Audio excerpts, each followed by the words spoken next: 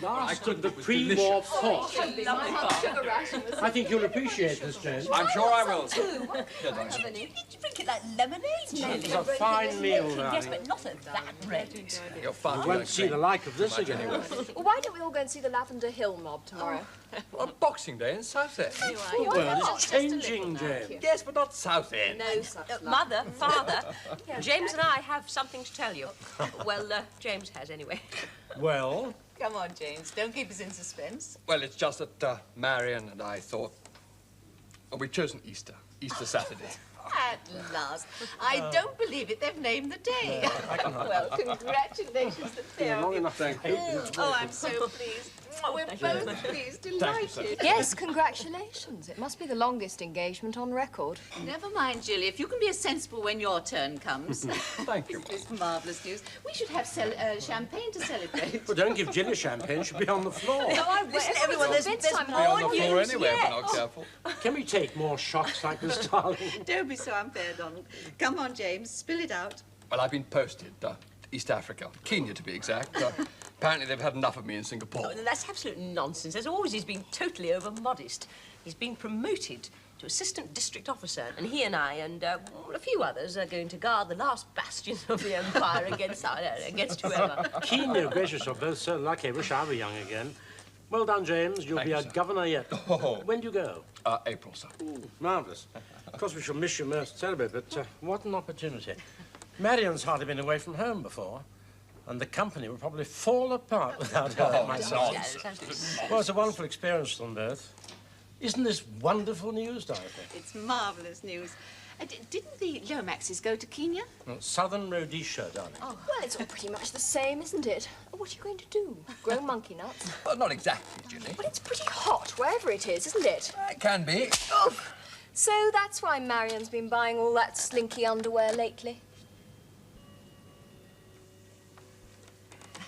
Come on, Marion. You're the pianist. Let's go into the sitting room. Pianist, I don't know. Julie, you have an absolutely I was going to read you out way of saying the wrong thing at the wrong time. You said the wrong thing always. You never say the right thing. So now what does everyone want anyway? Across my knee. What do you all want? It's good manic shotgun booty. Very Holly and the ivy. Oh, why not to ask, Father? Holly and the ivy. All Well, right, good. everyone ready? Yes. The holly and the ivy, when they are both full grown, of all the trees that are in the wood, the holly bears the crown. The rising of the sun and the running of the deer, the playing of the merry organ, sweet singing in the choir.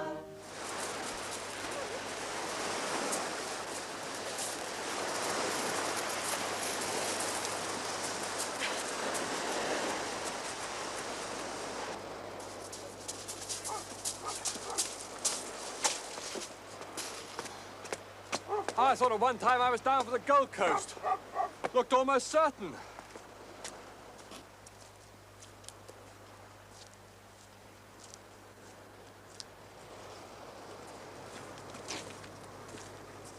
I didn't know if I'd dare write and tell you that our honeymoon home looked like being a bungalow in a banana grove, where even the natives get heat stroke from the humidity. Wouldn't have mattered. Oh, it might. When you'd melted away and all that was left was a little lump of lard in a muslin bag. Oh dear, I didn't know that was what you thought of me. A lump of lard tied up in muslin. That's how it is it? Well, at least you aren't still rationed. Oh, yes, I am. How do you think Mitch will take to the colonial service? Oh, like you, like a duck to water. Oh, no, now a duck. And here I've been all these years thinking that you loved me dearly. You know I do. No, I don't. How much do you love me? How much? I love you. Well, I love you from here to the end of the pier and back. Will that do?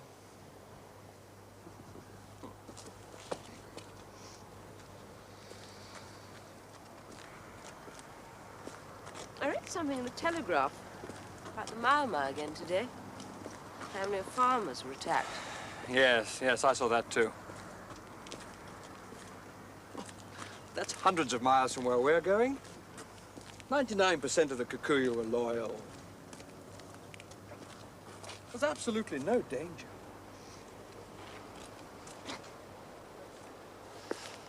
There's nothing to worry about. Papers make it sound worse than it is. Anyway, it'll almost certainly all be settled by the time we get out there. Oh, I can't see Churchill doing with any of that nonsense. Mitch! Come on. Come on, Mitch. Come on. Doesn't worry me. Probably worries them. Well, farmers, yes. Yes, the farmers. Perhaps the Mau, too. Come.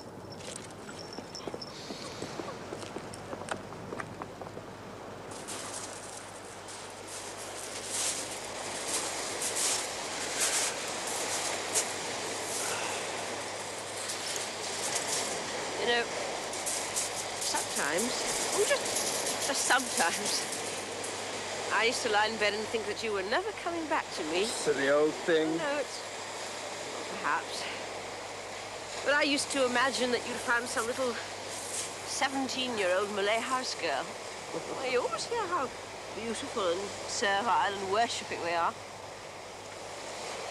I couldn't for the life of me wonder what you'd want to come back to someone like me for. Nonsense. No, don't nonsense me. I'm just telling you what I used to worry about or imagine about. I saw you settling down out there, leaving the service and becoming a rubber planter or something and having 4 wives, or was it 6? One, like you, will be just enough for me, thank you.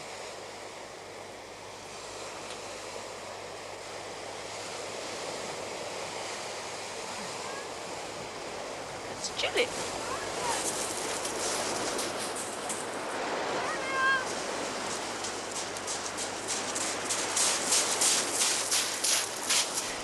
It's father.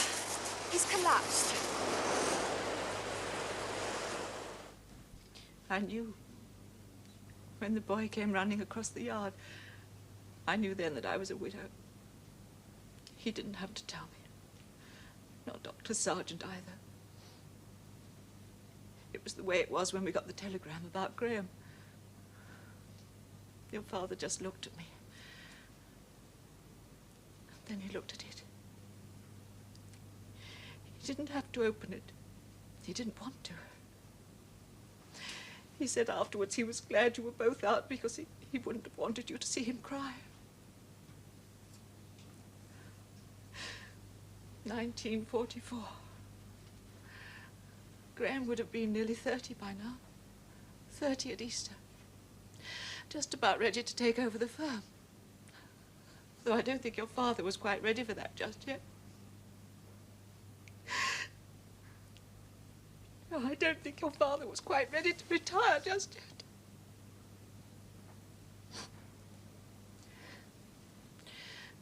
Do you remember how the two of them used to argue? I don't imagine a day went past without Graham telling Daddy what was wrong with the firm. He was all youth and fire and zest and wanting to change the world. You remember, don't you, Mary?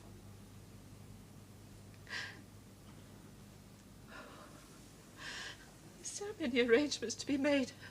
So many things to do at a time like this, a family. Miss Hamilton, I hope you'll look upon me as anything I can do to help with the organising of things. You know I will. Marion's very lucky.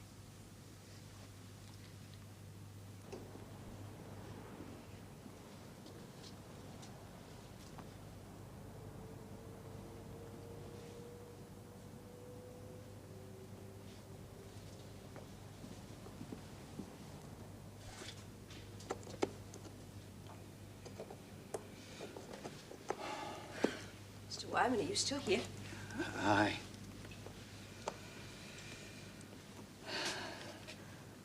Was it here? Was this where he collapsed? Aye. I'm sorry, Miss Hamilton. It was very quick. He wouldn't have felt anything. You were talking to him, they said. Ah, yes, he was worried about the lacquer. He thought perhaps we'd overdone it.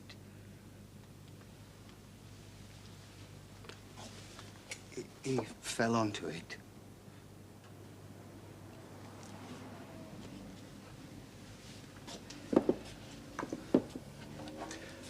I sent everybody home. It was a great shock to us all. I thought it was for the best.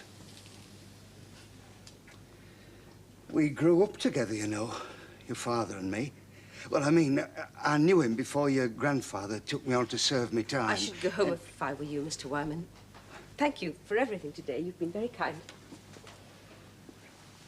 My mother and my sister wanted me to thank you. I don't know, Mr. Wyman. I don't know what's going to become of all this now. I'm very sorry. Oh, it doesn't seem fair. I mean, he had so much to look forward to. Oh, I'm sorry.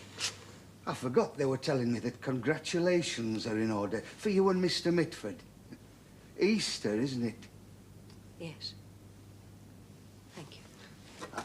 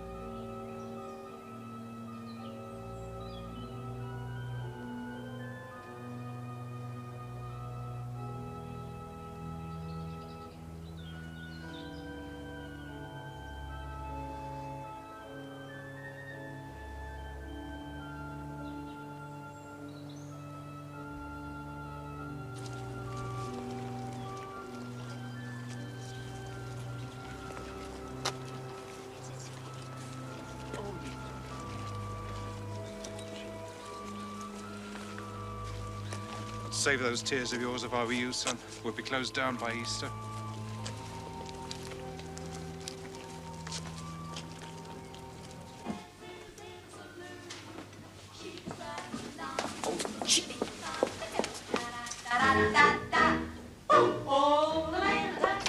For heaven's sake, Julie, think about Mother for once. Do you know, sometimes you are completely thoughtless.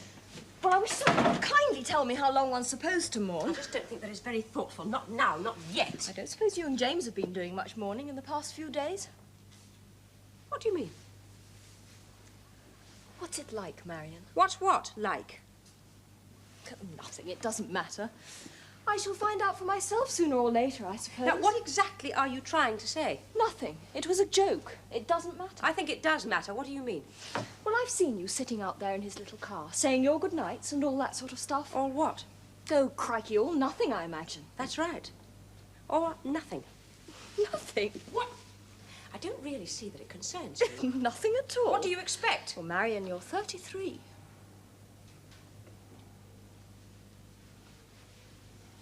Will you be getting a job now?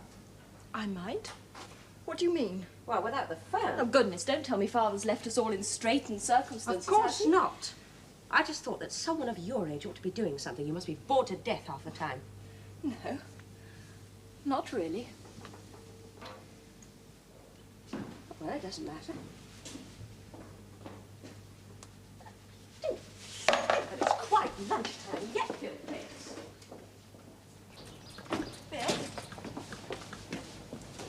Bill, you're going home early today, aren't you? I'm going for an interview at Wise Brothers. Mr. Wyman said it was all right. Yes, but I thought you were happy here with us. Well, it's the future, Miss Hamilton. It doesn't look very certain anymore. Yes, I see. Well, we are looking for a buyer. You know, I'm sure things will be sorted out shortly. Yes, well, you better be getting along. Let me know how you get on. I'm not saying I don't feel sorry for them, but I'll be a lot sorrier for myself when I get me notice. It's always the same with family businesses.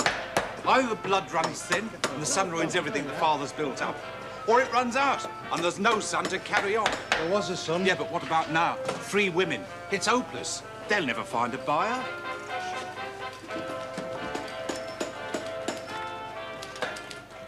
Morning, Miss Hamilton. Good morning, Sarah. I suppose most of the staff are looking for new jobs. Well, I'm not, Miss Hamilton. I'm sorry, Sarah. I didn't mean... I wouldn't blame anyone who did.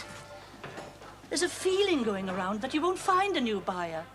And with you going off to Africa at Easter, some of the men are afraid the place will just close down. So they're right, it could happen. Father's life was devoted to the past. Ran the business almost like a hobby. Do you know, I don't think he ever thought of a future after Graham was killed. I suppose he just thought that he would carry on until Julie and I were safely married off and then gradually wind everything up. I'm not being disloyal. It just seems such an awful waste, doesn't it?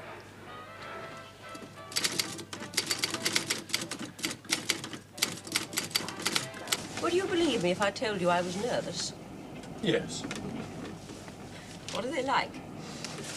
Well, I haven't quite got over Mountbatten giving India away, but apart from that, they're, well, they're the same as everybody else in the service.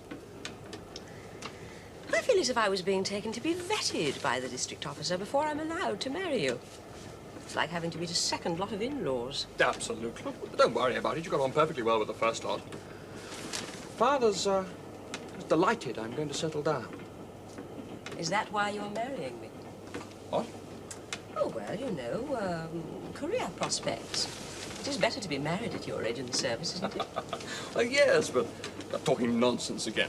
I'm sorry, it's just that I feel a bit like a prize cow that's being taken into the arena to be viewed, to see if I'll fit in as a colonial wife, if I'm good enough, if I know how to hold my knife and fork correctly.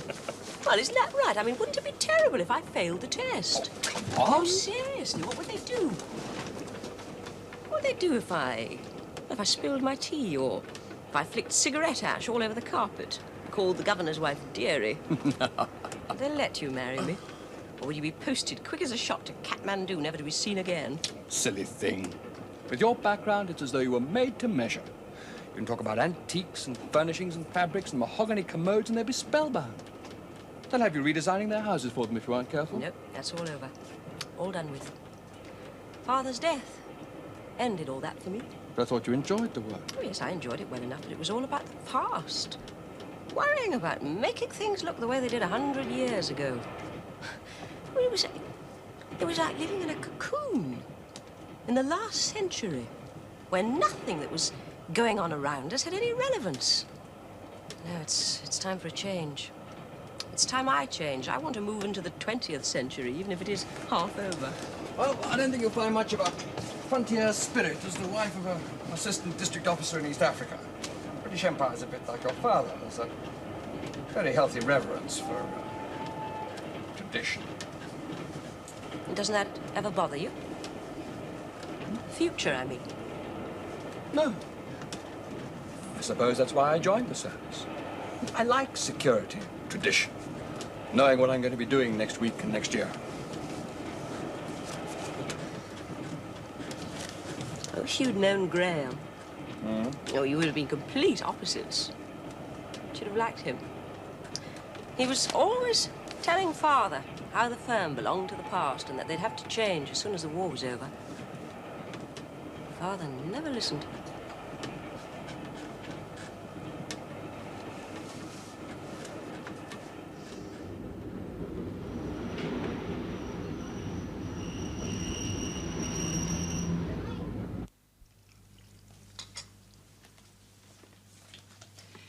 Northeast Africa's all right. The Maasai are a bit of a rum lot, but they're nowhere near us. And most of the Kikuyu seem to be contented enough.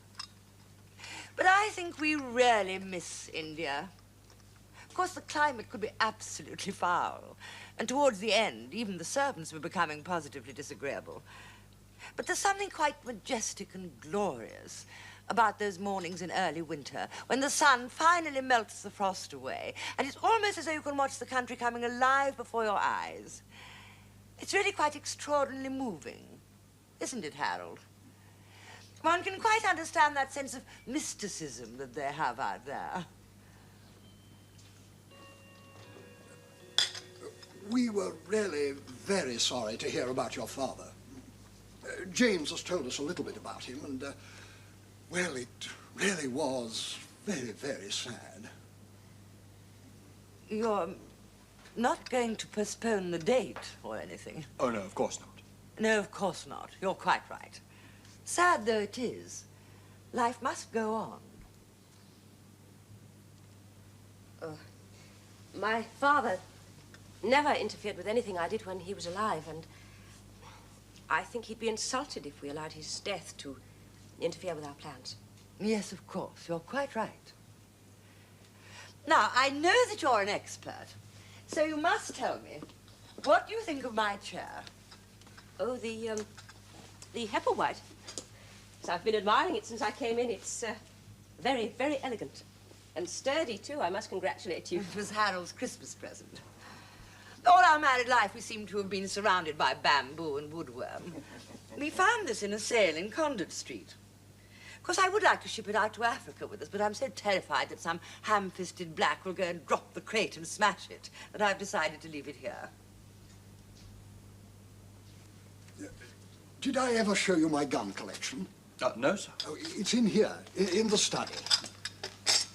Excuse me, Mrs. Methuen, darling. It's really rather splendid. Please sit down. Cigarette? No, thank you. Of course, you don't get the same quality of staff in Africa. Oh, they're happy and good-natured enough, but you know, they're not nearly so conscientious as the Indians. This man, Kenyatta, he sounds a little frightening. Frightening? Oh, no. Not frightening, dear. I think he's a bully. A bully and a brute. Oh, Harold and I have met his type the world over. Just stand up to them and they very quickly run away with their tails between their legs. Now, that is the tragedy of India. You see, nobody ever stood up to them. And now look what's happened. Believe me, I don't think you'll find us giving up East Africa quite so easily. I mean, they're absolutely primitive. They couldn't be expected to look after themselves. Though, of course, they can be delightful. But they're like children. They need a firm hand. Thank you.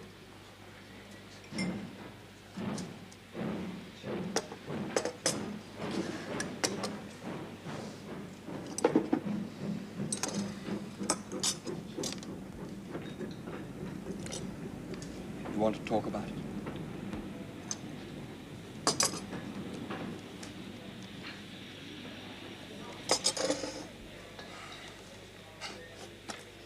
I thought you were delightful. Did she say that? Well, he did. And he wouldn't have said it unless he was pretty sure she would be in agreement. I mean, he may run the district, but she runs him. So I passed the test.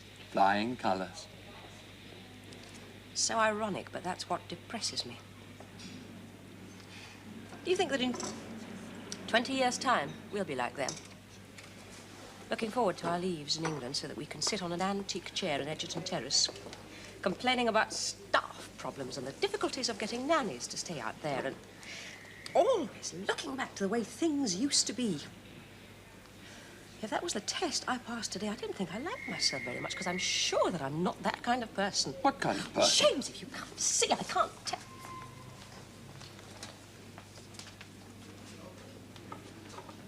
I'm sorry. I didn't mean that. I shouldn't have said that. Just that I'm worried that I won't be the right kind of wife for you. that I won't fit in with the other service wives. I know that you think I will, and that's what bothers me most. I sometimes wonder if you know who you're marrying. I know that I'm marrying you. And I know that I love you. That's nice. Come on. Let's go and wait on the platform. I'm sorry.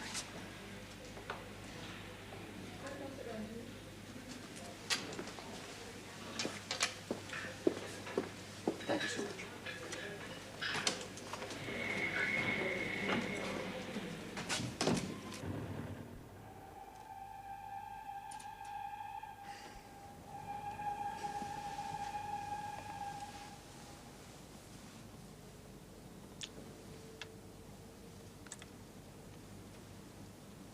Were you always faithful to me? What? Well, when you were away, did you... Oh, you know, other women, that sort of thing. Would it make any difference if I said, yes, I've been into every brothel and opium den in the Far East? It might. Have you? No. Why not? It's a funny question. What's brought all this up, anyway? Oh, it was something Jubilee said, or rather implied. Jubilee. Jubilee is a pretty little packet of nonsense. Do you think she's very pretty? Yes, in her way. What did she say? Oh, she could hardly believe that we'd never done anything. First, I didn't know what she was talking about, but now I do. I mean, I know why I haven't. But I don't really see why.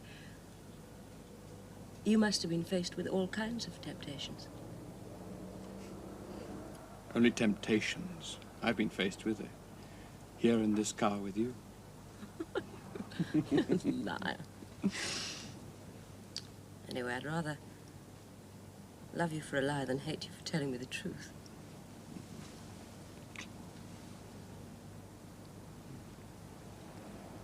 What was all that nonsense about showing you his gun collection? Come in. Well, Bill? I got the job, Miss Parrish. They're going to take me on at Wise Brothers. I see. I told them I'd have to give 2 weeks' notice, and I was, well, wondering if you'd mind typing it out for me.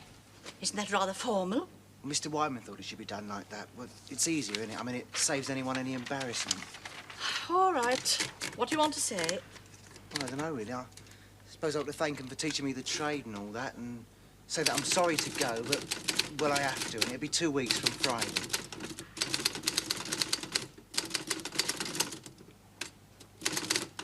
Something like that? Oh, yes, that's very nice, thank you. All I'm saying is that we can't rely on Hamiltons anymore to pay the rent. I mean, I'm all for loyalty. Loyalty to the firm and to the mates you work with. But you've got to remember that loyalty works both ways. I mean, how loyal are they going to be to us when they have to close the place down? Are they going to be loyal enough to divvy out a few £100 to each of us when we're made redundant? Now, Joe. No, nothing. We've got to be realistic. As far as I can see, only Billy has had enough nous to do something about his future. I mean, nobody wants to leave here. Nobody wants to look for another job.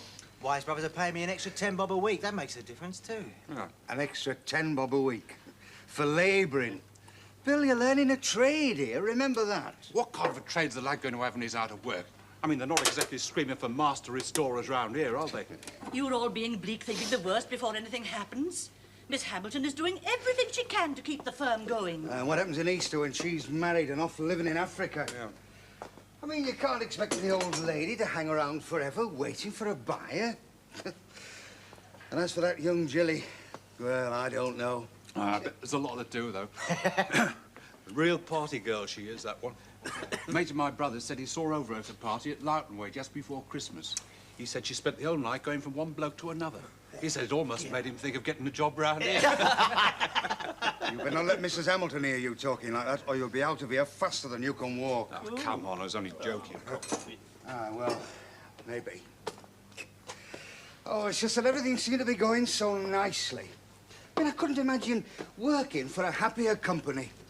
And suddenly there's There's all this insecurity and bitterness creeping in because wages aren't necessarily as high as they might be in a bigger company. Oh, I used to look forward to coming to work.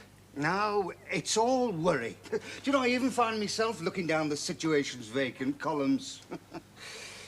And I expected to work here for the rest of my life. Well, let's all keep our fingers crossed. Whatever happens, I won't be going until they lock me out. Oh, maybe that explains why they own the firm and you just work for them. Probably. Oh, probably. Marion. Oh, good morning, Mother. Morning, dear. Not, I'm afraid, a great morning, but at least the sun's shining. Marion, Jilly didn't come home last night. What? Oh, it's all right. She's in now. She must have slipped in just before 7. She's asleep now. I just looked in on her. Oh, it's too bad. Oh, do you want me to talk to her? No. No, she'd think we were prying. No, we're not. It's just that I'm afraid she'll do something silly and make a mess of her life. She's too flighty. No, I don't mean that, but she is irresponsible. If she's young, she'll grow out of it. But you would never like that. No. Well, perhaps I was never young like that.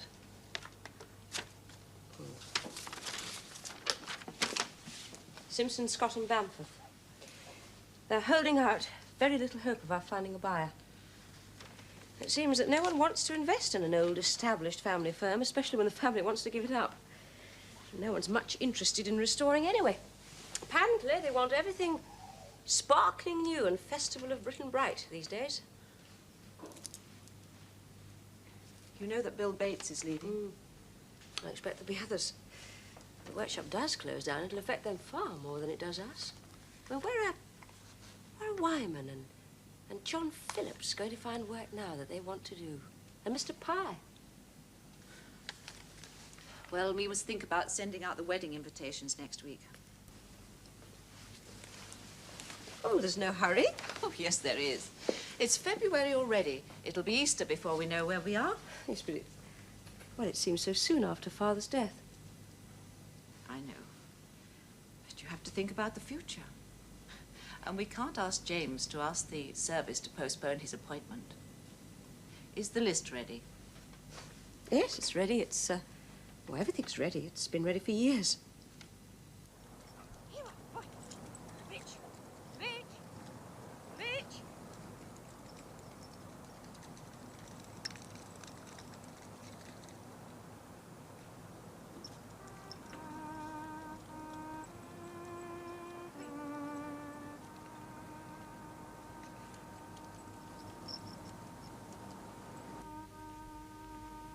Goodbye, children.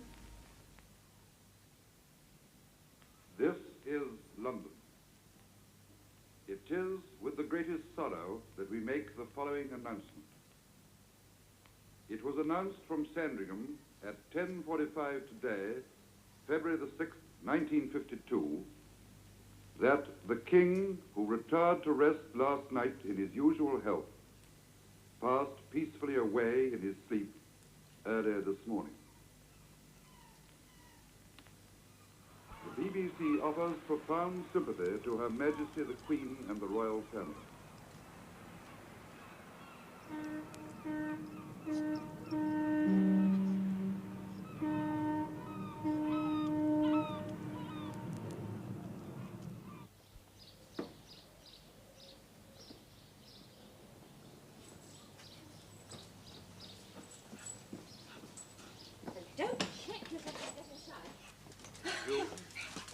Mother, there's been an awful lot of excited children running around today. They were screaming out of St. Thomas's as we came past, weren't they? Must be some kind of half-holiday. Go on. Marion.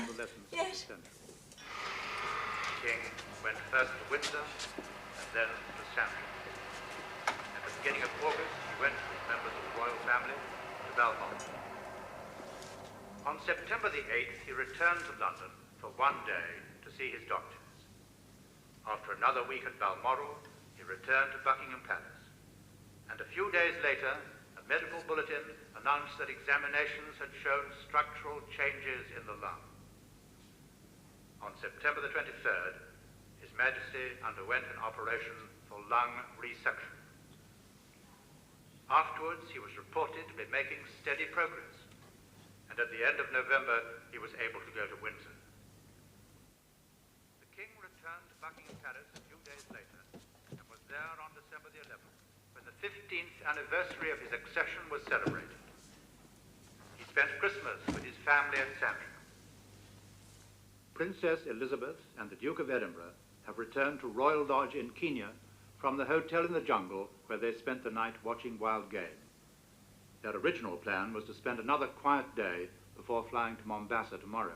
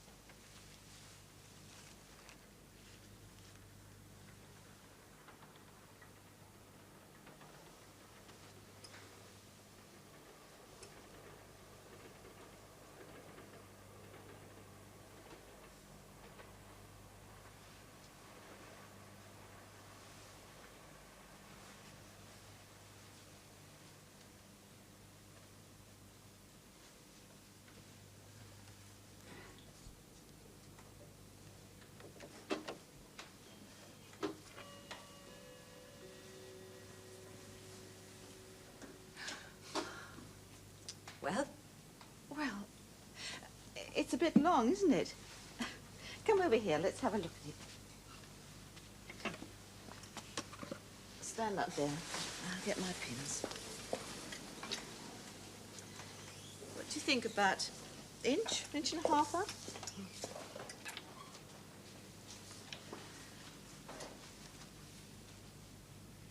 What was your wedding like, Mother? Well, nothing like as grand as yours is going to be. But it was a white wedding, wasn't it? Oh, yes, of course. Oh, yes, of course. I've seen the photographs, haven't I? It was in white velvet. I had it made up for me by someone I knew. She wasn't a proper dressmaker. Well, your father and I were saving every penny we could for new machinery for the workshop. The money was rather scarce in those days. But I remember that when I went to try on the dress, I realized that she'd cut the velvet with the nap going up in the front and down at the back. I could have cried. I couldn't even tell her, because I knew she'd feel even more terrible about it than I did. Well, on the day, I wore a great long veil which virtually covered the whole of the back of the dress. But I still remember walking down that aisle and thinking that everyone was whispering about the dress and noticing and nudging each other. I couldn't wait to get it off after the reception. I never wanted to see it again. I think I finally cut it up for you, for a party dress when you were about 6. What about Father? Oh, he didn't notice anything at all. He was far too nervous that day. He cut his hand in the workshop the day before and he got a bandage around 3 of his fingers. He was terrified he was going to drop the ring. There. You're going to be a beautiful bride. Your father would be very proud of you. Do you think so? I'm certain of it. I know you always think he took you a little bit for granted, but that was his way with people he was sure of. If he hadn't spoiled Jilly so much, he might have been more sure of her. But she was always the baby. I sometimes think it's rather unfair on the eldest child, especially if she's a girl. You and Daddy were never unfair to me. Now, you're sure we haven't overlooked anyone, aren't you? Did you ever have any doubts when you were getting married? About what? I don't know, the life that you were marrying yourself into. I don't know what you mean. Well, you gave up your own life when you got married, didn't you? No, I didn't. Not at all. I enlarged it. Well, I suppose it may sound rather grand, but I think that marriage and having a family and helping your father in the company, all that gave me something that was worth doing. Yes, I can see that. Marion, what's the matter? I don't know. It's just that I'm not sure. Not sure about James? Oh, well, I'm sure that I love him, but is that enough? Well, it's everything you could hope for and more. That and having a family and building a new life. Yes, but I already have a family. There's you, there's Jilly, there's the company, the men. I mean, they're like a family almost. But that's not the same. That's not the same as having a husband of your own. No, I know.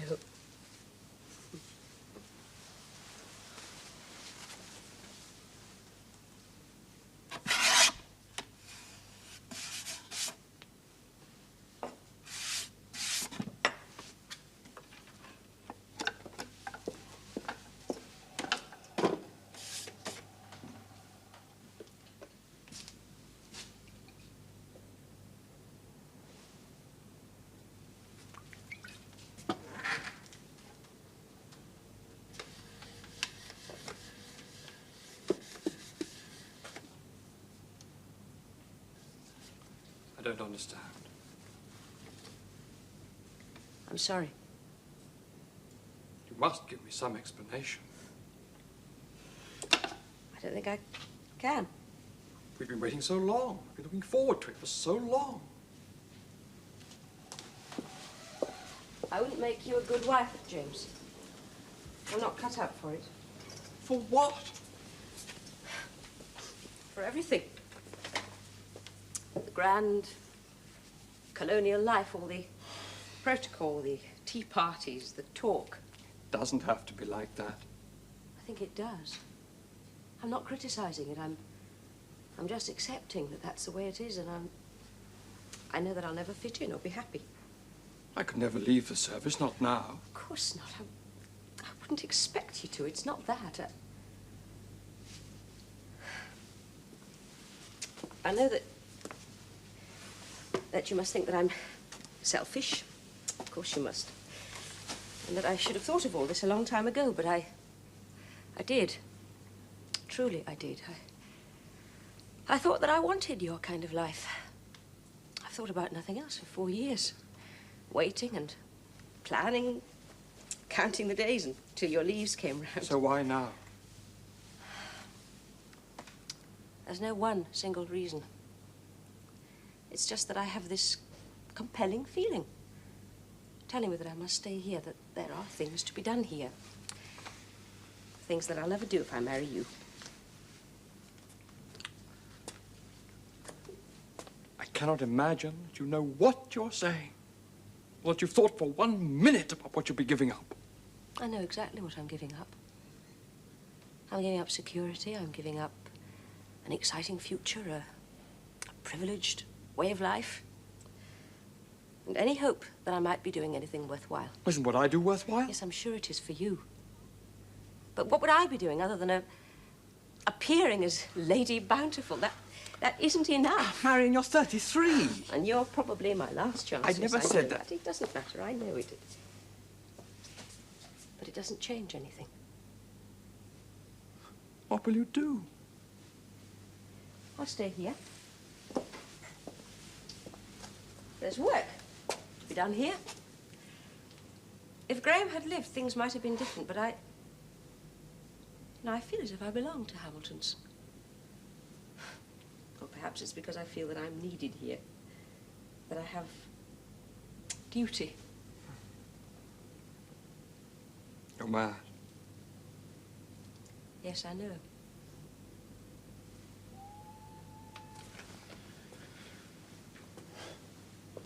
I'm sorry.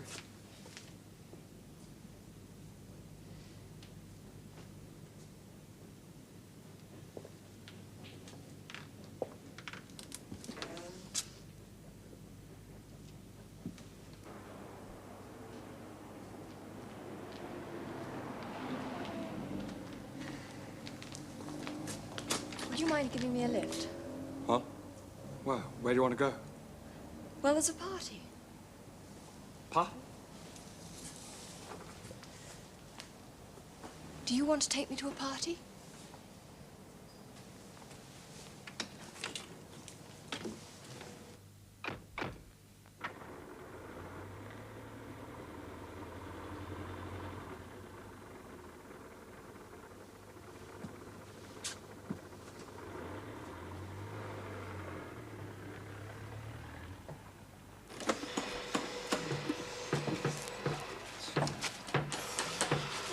call from your wife, John.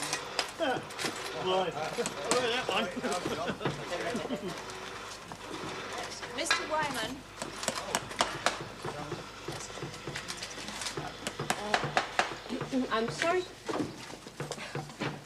I'm sorry to interrupt your work. But I know that all of you have been worried about the future since the death of my father. At first, we had hoped that we might find a buyer for the firm. Someone who would have been able to guarantee the future of the company and indeed the future of all of you. But that now doesn't look very likely. As you know, I was to have been leaving you at Easter. But Mr. Mitford and I have agreed, well, we won't now be getting married. What I'm trying to say is that I won't be leaving the company after all. In fact, from today, I shall be taking over the running of it completely. Now, in the past, my father and my grandfather were able to build up this little company because of the loyalty of the people who worked for them. And although I know that none of you have ever worked for a woman before, I would be grateful if, before looking for work elsewhere, you would give me a chance, see if we can't get along together. Now, one of the reasons that I believe that we were initially unable to find a buyer for the company was because although we've always prided ourselves on the quality of our work here, we haven't, in fact, moved with the times. No, you and I, well, all of us here have spent many years repairing and restoring pieces of furniture to the way that they once were. Now, that was all very well in pre-war days. But I honestly believe that if we are to survive, we have to invest more of our efforts in the future.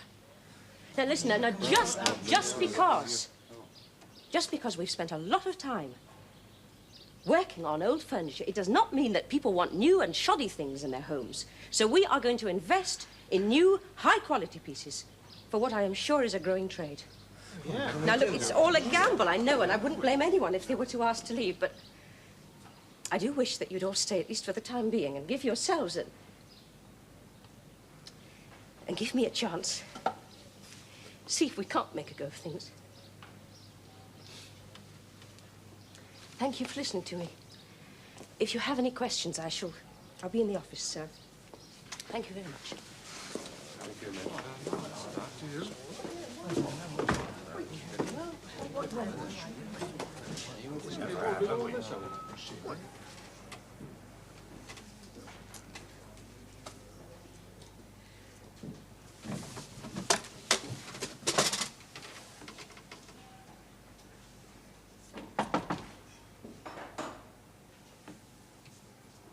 Come in.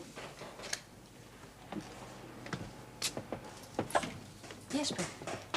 Well, I don't know about the others yet, but I was just wondering if I could withdraw my notice, Miss Hamilton. You are quite sure, Bill? I mean, you really do want to stay? Yeah, I want to stay.